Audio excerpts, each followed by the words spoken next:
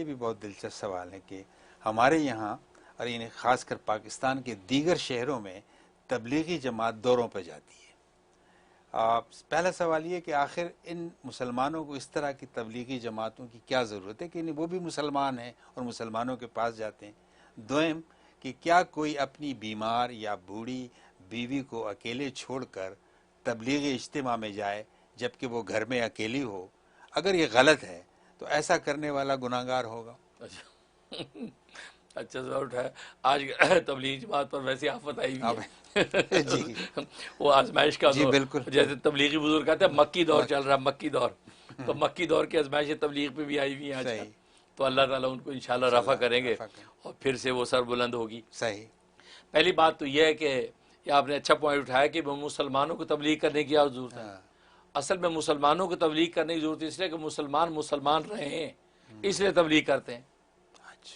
جب مسلمان رہیں گے تو ہی آگے کافروں کو دعوت دیں گے نا. ہوتا یہ کہ ہم جب کافر کو دعوت دیتے کافر کہتے ہیں وہ بھی مسلمان ہے، ہاں وہ تو نماز پڑھتا نہیں ہے، وہ تو روزہ رکھتا نہیں ہے، وہ ہمیں یوں کہتا ہے. نتیجہ کیا ہوتا ہے؟ ہم کہتے ہیں یار نہیں وہ یار بس دعا کرو، وہ بھی بھائی پہلے اس کو صحیح کرو تم. تو کافر ہماری بات سننے کو تیار نہیں ہوتا. اور پھر یہ تو نیچر ہے نا، گھر میں بھائی کی اگر طبیعت خراب ہو اور محلے کے اندر پڑوسی کی بھی خراب ہو، آپ بھائی کو اٹھا کے لے کے جائیں گے ایمرجنسی میں، پڑوسی کی فکر تو بعد میں کریں گے. صحیح. تو بات وہی ہے. تو مسلمان رہے. اور یہ قرآن کا انداز بھی یہ ہے کہ یا ایھا الذین آمنو، اے ایمان والو، اتقوا اللہ، اللہ سے ڈرتے رہو، تقوی اختیار کرو، وکونوا مع الصادقین، سچوں کے ساتھ جڑے رہو. تو سوال ہوا کہ یار ایمان والے بھی مانا، تقوی والی بھی مانا، پھر بھی سچوں کے ساتھ جڑے رہو. بھئی سچوں کے ساتھ جڑنے کی کیا ضرورت ہے جب خود متقی ہو گیا؟ فرمایا اس لیے جڑے رہو تاکہ تقوی پہ قائم رہو، کیونکہ یہ ایک وقت کے بعد تقوی اچک لے گا شیطان ہے، تمہیں دھوکے میں نہ ڈال دے، تمہیں زندگی رضا کی عبادت ریا میں نہ بدل جائے. جب نیکوں کے ساتھ جڑے رہو گے تو انشاءاللہ ریا کیا ہوگا، اس کا اثر ہوتا رہے گا، شیطان دور بھاگتا رہے گا. تو یہ تبلیغ والے بھی ایمان والوں کو اپنی صحبتوں میں لا کے اصل میں ان کی اسلام پر قائم رکھتے ہیں. لا الہ الا اللہ محمد رسول اللہ کا جو کلمہ پڑھا ہے اس کے اقرار اور تصدیق کی عملی شکل کے اندر ان کو رکھتے ہیں، تاکہ یہ مسلمان رہیں گے تو پھر آگے کفر کو دعوت دیں گے نا.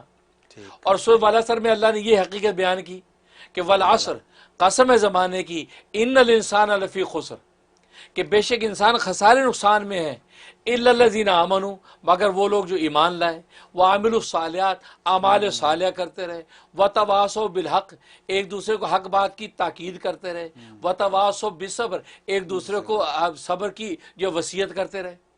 اب یہ تو ایمان والے ایک دوسرے کو کر رہے ہیں. یہی دعوت تبلیغ کرتی ہے کہ ایمان والے آپس میں ایک دوسرے کو حق بات سناتے ہیں، اور آزمائشیں آتی ہے حق کے عمل کرنے میں تو نتیجہ کہ اس پر صبر کرنے کی تلقین کرتے ہیں.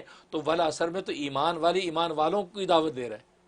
تو یہی منشا ہے. تو ایمان والوں کو دعوت دے کے جب پختہ کریں گے 100% مسلمان بن جائے گا، تو پھر یہ انسان مسلمان کا عملی جو مظاہرہ ہے اسلام کا، یہی بہت بڑی دعوت ہوگا کفر کے لیے. اور آج تو یہی ہے کہ ہم دیکھتے ہیں امریکہ یورپ میں کہ بعض جگہ پہ لوگ آتے ہیں کہ ہم نے بہت سے کہا جمعہ پڑھنے کی چھٹی چاہیے، کہتے وائی، کہتے آئی مسلم، یو مسلم، فلاں جو عبد القدوس ہی از آلسو مسلم، یس، وہ تو اسے کبھی چھٹی نہیں مانگی، 2 سال سے یہاں ہے. اب ہمارا منہ نیچے، اب ہم کہیں گے وہ پریکٹسنگ مسلم نہیں ہے، میں پریکٹسنگ مسلم ہوں. وہ کہتے ہیں یار یہ بلشٹ، وہ گورا کہتے ہیں بلشٹ. مطلب ہے کہ شرمندہ ہو گیا نا.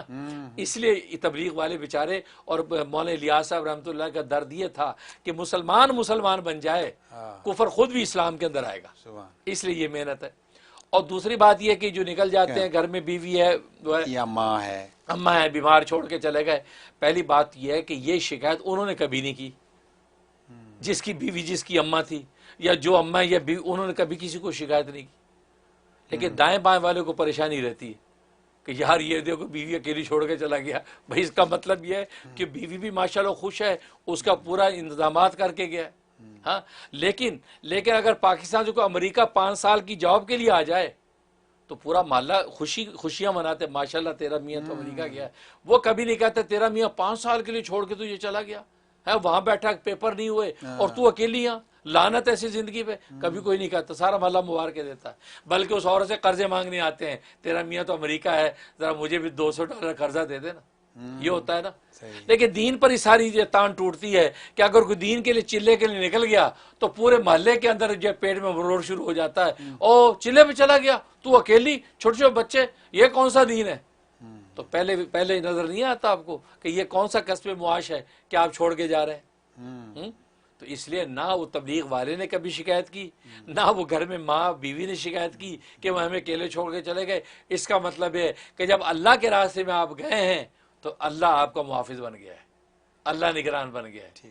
یہاں دنیا کے بادشاہ آپ کو بلا لے, جو بائیڈن کسی کو بلا لے تو پیچھے اس کا گھر سیکورٹی میں آ جاتا ہے کہ بھئی دیکھو یہ تو جو بائیڈن سے ملنے گیا ہے, تو سیکورٹی جو ہے اس کے گھر والوں کی حفاظت کرتی ہے. بالکل. تو جب اللہ کے راستے میں کوئی نکلتا ہے تو اللہ کے فرشتے خود حفاظت کے لیے کھڑے ہو جاتے ہیں. اور معاش, روٹی, یہ تو کوئی بڑا مسئلہ ہی نہیں ہے, اور اسلام میں روٹی کا مسئلہ ہی نہیں ہے, یہ تو ملنی.